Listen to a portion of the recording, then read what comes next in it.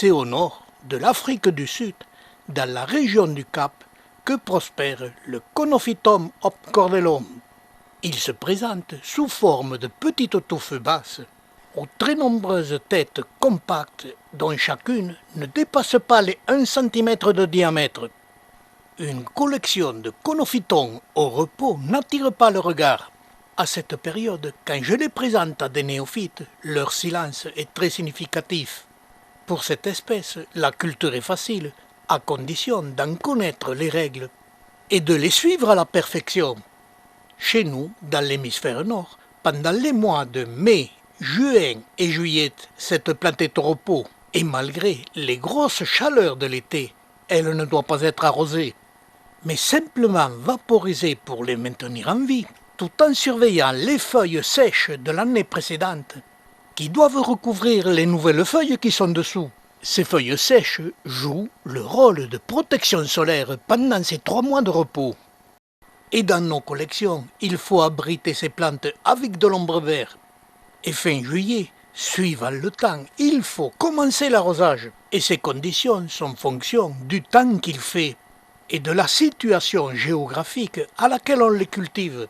Et doucement, au mois d'août, les plantes commencent leur développement. Elles se développent en augmentant de volume, et petit à petit, les feuilles sèches disparaissent dessous, et les nouvelles têtes font apparaître la particularité de cette espèce.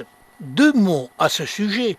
Je laisse à nos amis d'Afrique du Sud le soin de clarifier les identifications d'appellation de ces espèces, l'exactitude ne pouvant se faire que sur site, tout en pratiquant le semis pour suivre les réactions et l'évolution de ces très nombreuses espèces.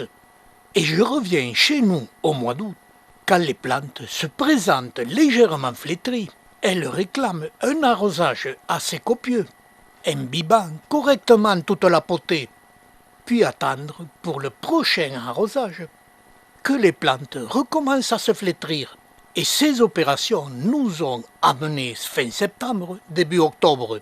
Et chaque tête commencera par présenter les premiers boutons de fleurs.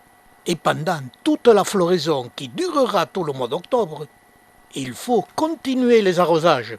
Et il y a 2 facteurs qui vont conditionner l'intensité de ces arrosages. Le premier étant le temps qu'il fait dans la région où vous cultivez cette espèce. Et le deuxième facteur étant la composition du substrat, qui retient plus ou moins l'humidité. Celui-ci a une influence sur l'intensité et l'espacement des arrosages. Et environ pendant tout le mois d'octobre, ce sera la floraison, et celle-ci est nocturne. Elle dégage un léger parfum pour attirer des insectes nocturnes qui n'existent pas chez nous. Heureusement, pendant la première semaine, ces fleurs restent ouvertes jusqu'au lever du soleil, ce qui permet de les admirer, de les féconder.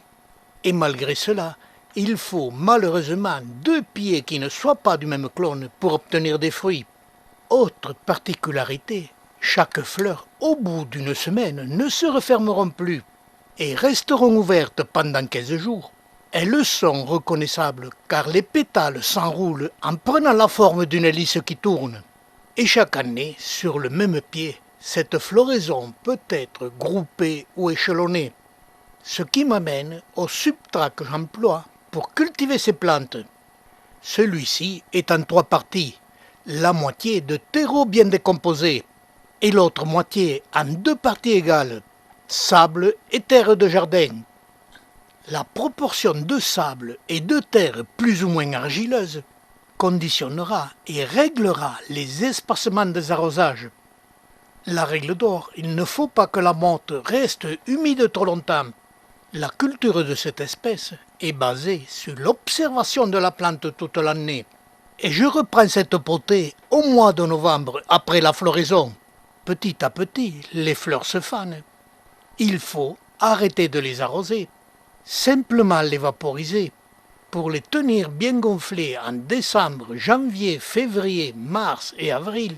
Et l'espacement des vaporisages sera fonction du temps qu'il fait dehors, de l'humidité ambiante de la serre, celle-ci étant plus sèche, Dès que les beaux jours reviennent à l'hémisphère nord, ce qui est le signe chez nous de reprendre les arrosages pour les cactacées. Et pour ces espèces, c'est l'inverse, il faut tout arrêter et remettre ces plantes au repos jusqu'au mois de septembre.